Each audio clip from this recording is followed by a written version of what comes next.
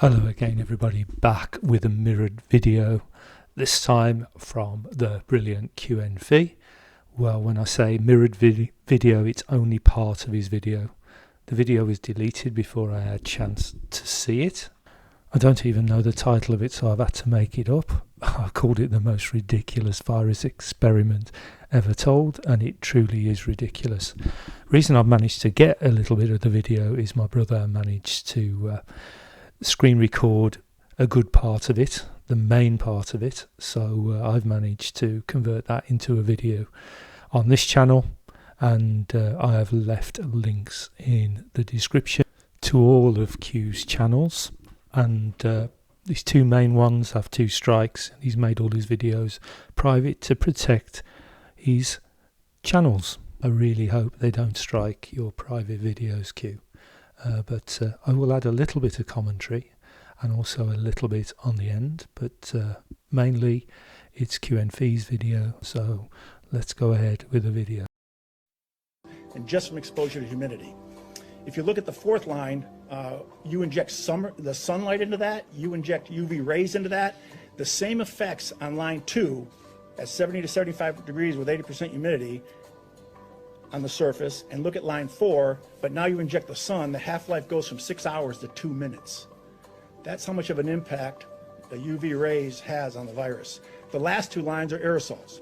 What does it do in the air? We have a very unique capability. I was discussing this with the president prior to coming out. He wanted me to convey it to the only lab in the country that has this capability. But if you can imagine a Home Depot bucket, a 5-gallon Home Depot bucket, we're able to take a particle, and this was developed and designed by our folks at the NBAC. We're able to take a particle of the virus and suspend it in the air inside of this drum.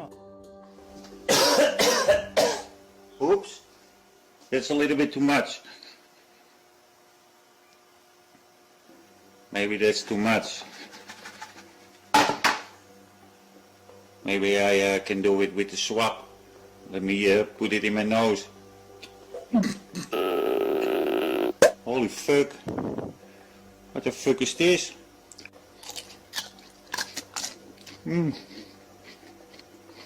Tastes a little bit salty. So this clown is telling us they can take one virus particle and make it float in mid-air. This is the most idiot thing I ever hear. How do you recover it after you make it float in mid-air in this 5-gallon container? You know that this thing is invisible. You can only see it with an electron microscope. So how do you recover it from the bucket? This invisible thing. Where are you, piece of shit?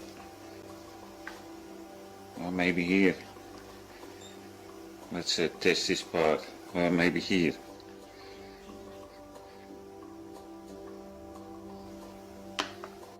And how did you select one virus particle? That is impossible. The only way to see you have one particle is with an electron microscope. But here lays the problem. The electron microscope uses high vacuum. And the electron beams become 300 degrees Fahrenheit. And the sample preparation can take up to an hour. So you want to study the decay of a virus that is already been destroyed by preparation and the electron microscope. Is this clown reading a script or so? Because the science itself proves this idiot is lying. And we're able to measure the decay of that virus while it's suspended in the air. This is how we do our aerosol testing. How do you measure your invisible virus that is suspended in the air in your 5-gallon container? Do you have an electron microscope in your tiny container? This is fraudulent. You cannot measure the decay. You can only visualize it with your electron microscope. They are selling snake oil to us. This is impossible. We worked with Johns Hopkins Applied Physics Lab, and we actually developed a larger drum to do actually more testing, and it's 4 times the size of that. So now you're going to use a 25 gallon drum and test 5 particles. So this is the capability that we bring to this effort. Clown.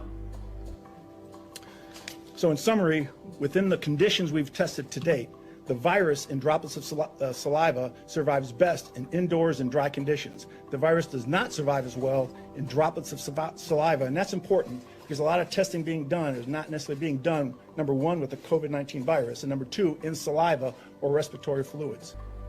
Ah, you have some tips, some practical tips, including increasing the temperature and humidity of potentially contaminated indoor spaces.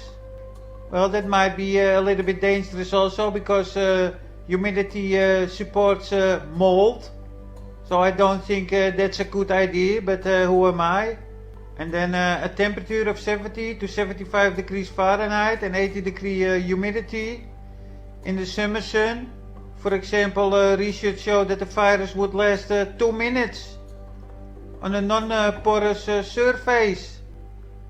So how did you measure this 2 minutes? How do you know it lasts 2 minutes? Sample preparation takes up to an hour, and then you're going to look at it through an electron microscope that destroys the sample, and then you're telling us it lasts just 2 minutes on a non-porous surface. Science and technology advisor. I think you are just a shill, a troll, a liar. You are a government troll.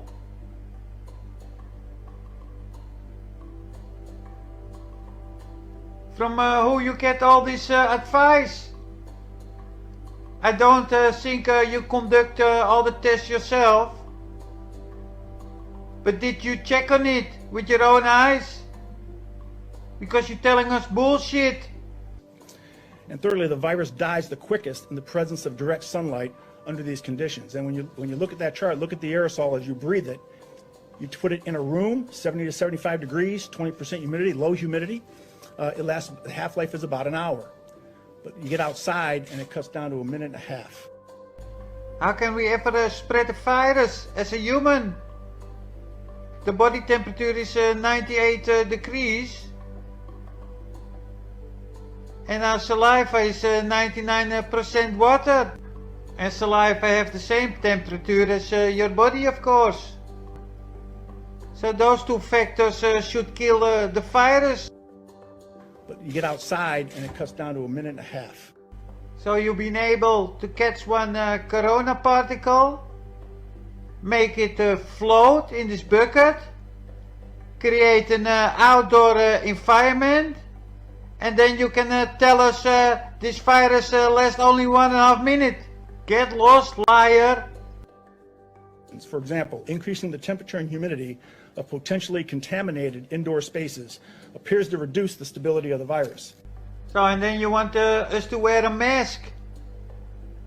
A mask prevents sunlight to enter your mouth.